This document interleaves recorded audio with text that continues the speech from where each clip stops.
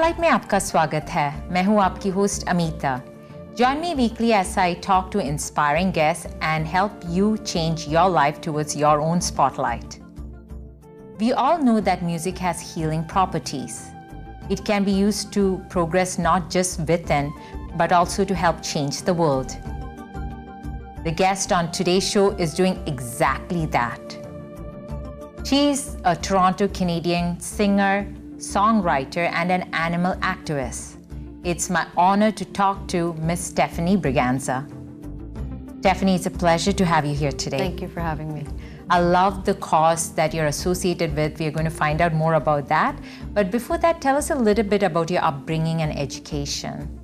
I was born in Kingston, Ontario, and went to Catholic elementary and high school, and I moved to Toronto to get my degree in music. Nice. Now, degree in music is awesome. It's healing, but sometimes, you get parents opposing it. I wondered, did you have any issues? Yeah. Oh, okay. Like my parents were always very encouraging for me to pursue my talents and stuff, but I guess they didn't really want me to make it a full-time career. Like towards the end of high school, I just couldn't imagine myself doing anything else. And I know people, they go to university and they take courses to find a full-time job, a full-time career, and I've never really been like a person of routine. Like I don't think I could ever do the 9 to 5. So I dabbled in a lot of instruments. I always wanted to learn more and just do everything musical. And my high school music teacher was very encouraging, and I guess he just really saw that I guess I had the talent for it. And he kind of encouraged my parents to let me kind of pursue my dreams a little bit, and they were like, okay, as long as you get your degree and become a music teacher in a high school. And it didn't really work out that way, but I'm really happy with how things have turned out for me. I'm freelancing as a musician, and I do teach music, but it's more on the side, and yeah, I'm living and breathing music like every day. I love it. I love the fact that you are someone who thinks outside the box, and even though there was a lot of resistance from outside, you stuck with what you wanted, your passion, and eventually the rest of them followed and realized how well you're doing. And that's great. You're such a great example to many out there, millennials out there who even struggle with the thought of, okay, I should be pursuing something that others want because probably I won't do well in what I'm passionate about. But you do so much in music. It's just not just one thing. You're a vocalist, you're a songwriter, you play instruments. Tell us more about the instruments you play. Primarily piano. When I was younger, I played saxophone and clarinet and guitar.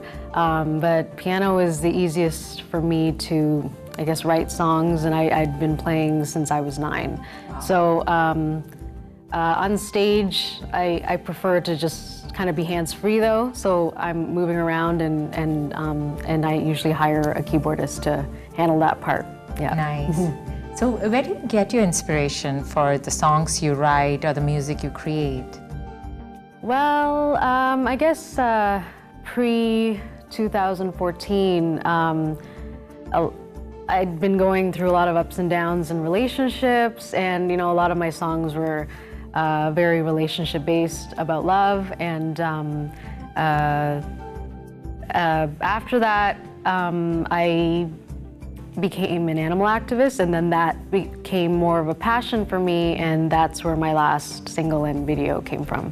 Which we are going to find out about more. It's doing wonderful, it's successful already, but we'll get to that in a minute.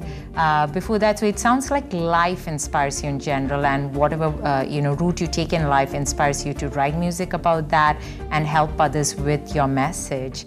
And I know you have performed with many wonderful artists across the globe and at many prestigious events. So tell us a bit about some of these events or artists that you have been part of.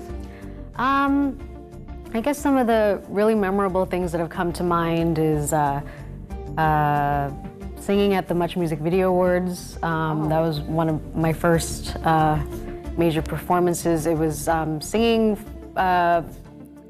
backup for Belly and Genuine at the awards show. Singing at a wedding where former President George Bush was at. So that was, you know, and just trying to think what else. And performing at award shows where I'm sharing the stage with a lot of other really notable performers, and just building on that, and like it's just, the experiences have been great. Yeah. Amazing. It's because she has so many, it's hard to even keep track of them, and yet you're so humble. It's amazing. So a true example again of somebody who's followed their passion, doing so well, and we're going to find out more about her music video. But before that, it's time for a short break.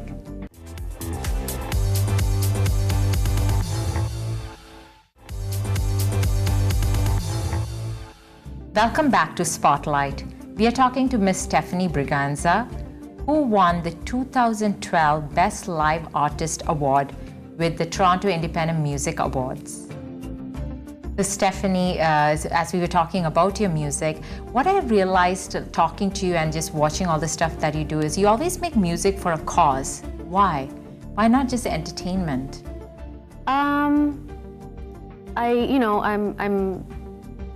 I've grown up being an entertainer. Like I've done the top 40 thing. I know what it's like to do that on a regular basis. The original music is something, you know, it's something from me, and it's you know, why not give it a cause? If I'm gonna write music, like write something that means something to people, or write something that sends a message, so people can think about it, people can talk about it. Yeah, so that's why. Well said. You know, make a change. You know, use your talent and passion to make a change. So now if we come to some of your music videos, especially when We Last Kissed featuring Drega, that was an interesting concept. Tell us about the experience. So the song is about questioning whether a love is real or not. It's about temptation and wondering and not knowing what could be in the future. It was kind of, I guess, my first step into kind of going into more of a darker, a little bit more on the dark side of the pop scene. So it was, the theme was like Alice in Wonderland, and I was Alice, and Drega was the Mad Hatter, and we kind of conversed in the song about the whole love thing. So I worked with a great videographer. She's a Juno-nominated artist herself. Her name is Sky Sweetnam, and she was really great with putting some of my ideas and concepts together for that. Amazing. So there we have a video which is an interesting concept, but it's thought-provoking as well. And then moving on, so there's a human cause there, but then eventually you will now also have a video for a cause for animals. But before that, when did you become vegan? Like, when did you decide, okay, I'm going to be an animal activist, help my animal companions out? When did that all happen? I've grown up eating meat my whole life. My family is going, you know, they love their Sor Patel, you know. But I've always loved animals. Like if I saw an injured animal outside, I do my best to help it. And then I just, there's actually some ads on TTC right now, and it's like some of them have a picture of a pig and a picture of a dog, and the question is, why love one but eat the other? And that really made me question my values and align my values to, you know, my life. And I started to cut meat out, and then through that ad, I found the Toronto Pig Save. I met Anita Cryans, and Toronto Pig Save, what their strategy is to bring people of any diet to come and bear witness as animals are traveling to slaughter. And I think that's important, and they think that's important because they want people to, you know, everyone should see where their food comes from. And it, you know, I went and I saw the pigs, and I saw the cows, and I saw the chickens, and It was very devastating to me, and I was like, I can't do this anymore. It's very hypocritical. I can't say I love an animal and then eat them as well. So that's how that happened. Oh, yeah, but for a good cause. And with Amitha Crines, I guess she's currently on trial for feeding the pigs with water on the way to the slaughterhouse. Yes. Wow, so you've been part of a great cause, and then you have taken now the step forward and also put out something for yourself. And that's what we are talking about today, Chains of Silence. An amazing concept, not just with the video, but with the song. So tell us more about that. The music video is a commentary on the meat and dairy industry, using the female body as an analogy of what cows go through in the dairy industry.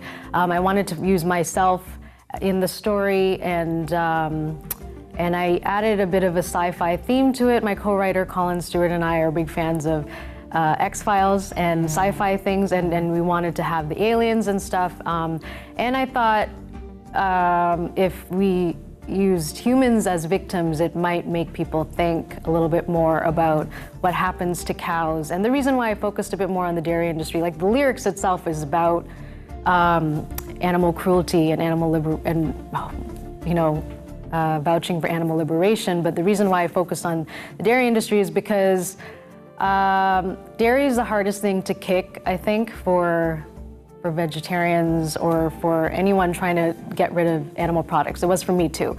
But the dairy industry is probably one of the most cruel because, well, the video is self-explanatory. I think if you're a feminist, if you're a mom, if you know what happens in the dairy industry to mother cows, like it's horrible. So that's what the video was about. I don't think it's graphic. We use some special effects and we use some props and stuff, but it's definitely when I came out with this, when I wrote the song with Colin and came up with the video concept, I knew it would probably turn off a lot of viewers. I knew it would probably put off a lot of my pop dance fans. But again, it was something that was important to me. It was something that I felt needed to be said and needed to be watched. And once again, kudos to you for that. You're always thinking outside the box, and there won't be change in the world if we don't step outside, our comfort zone. Only then change happens, right? So I watched the video myself. I would say it's so thought-provoking, and it definitely does make you think, things we take for granted. And when we realize that animals also, they are like us, have feelings, they have families, and I mean, it was quite well done, I would say, and kudos to you and your team, and kudos to you for venturing into rock genre, well known already in the pop, the EDM genre, and now in rock, and that's what you are, like extremely versatile, and it's amazing. Thank you. So we want to find out more about you because there's so much more to know about you. But उससे पहले लेते एक छोटा सा break.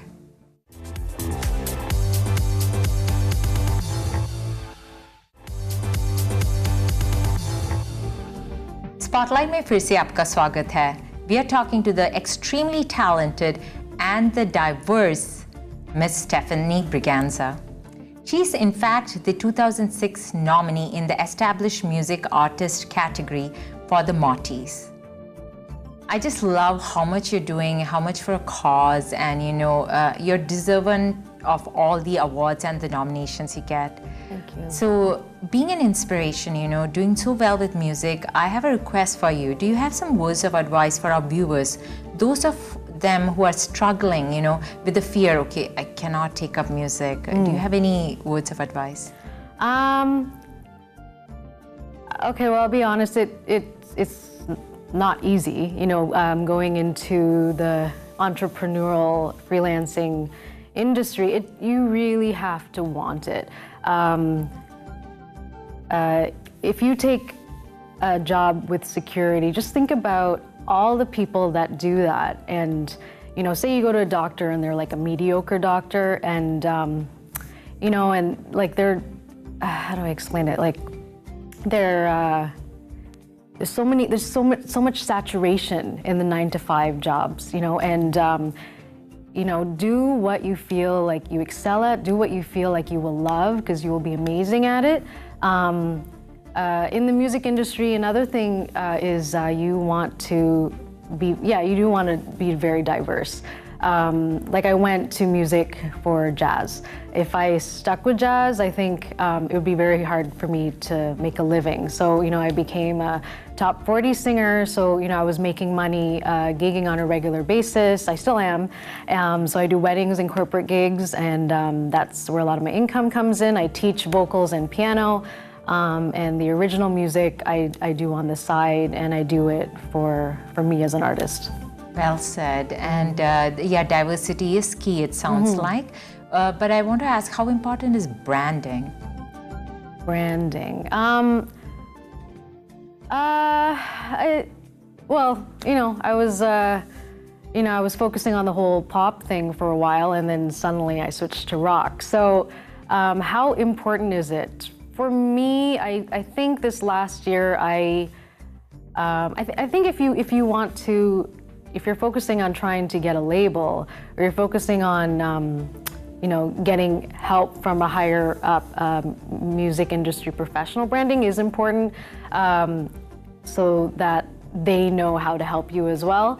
For me, I kind of, this year, I knew that with what I was doing, like, a label probably would not really want to touch the message I was sending across. So I was just like, whatever, I'm gonna do what I want.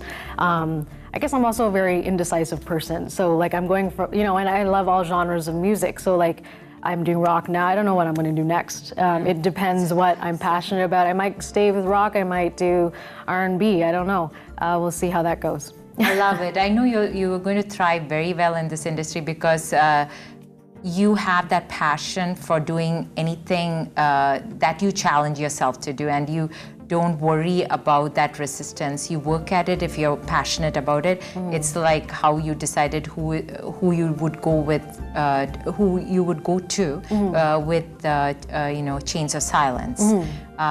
So I know, I mean, so I guess we all have to decide what is important for us. Diversity, maybe you need to brand, stay within your comfort niche, whatever it may be, you decide what is for you. So it's still possible as long as I guess you're passionate about it, work hard towards it.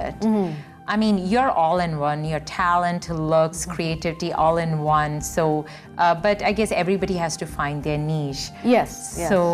So I have to ask you, like, I guess it's going to be a surprise, but I still have to ask you. So you said you could be doing anything next, but do you have any ultimate destination that you're trying to reach?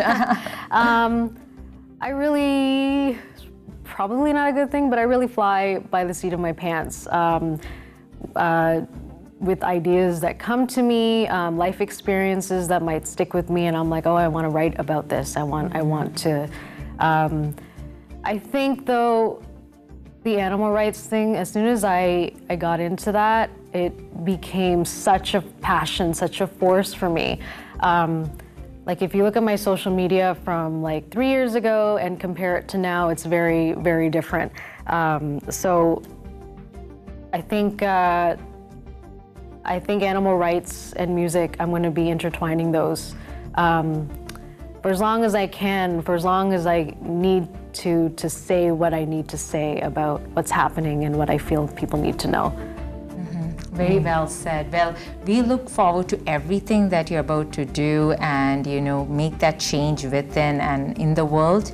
Where can we find more information? I know that we had a little time. We want to know more and keep talking, but where can we find more information? You can check out my website at stephanieb.ca, and it's got my Instagram and my Facebook and my Twitter, and YouTube is Stephanie Braganza Music, and that's where you can check out Chains of Silence, my interviews, my other music videos and live performances. I think I'm on Wikipedia as well, so you can check out my background and my family and stuff like that. Well, I have stalked her and she is on Wikipedia because she's amazing. Thank you so much, Stephanie, and congratulations once again on Chains of Silence. We wish you all the best with everything that you'll be doing. Thank you so much for having me. Thank you. तो ये थे miss Stephanie Braganza जिन्होंने हमें एहसास दिलाया है कि we can make a change in the world and within ourselves if we follow our passion to the fullest. Well, that's a wrap for this week's show. Thank you for watching us. Continue to follow us on Facebook and Twitter and write to me at spotlight@ethnicchannels.com. Until next week, this is Amitha signing off, encouraging you to create your own spotlight.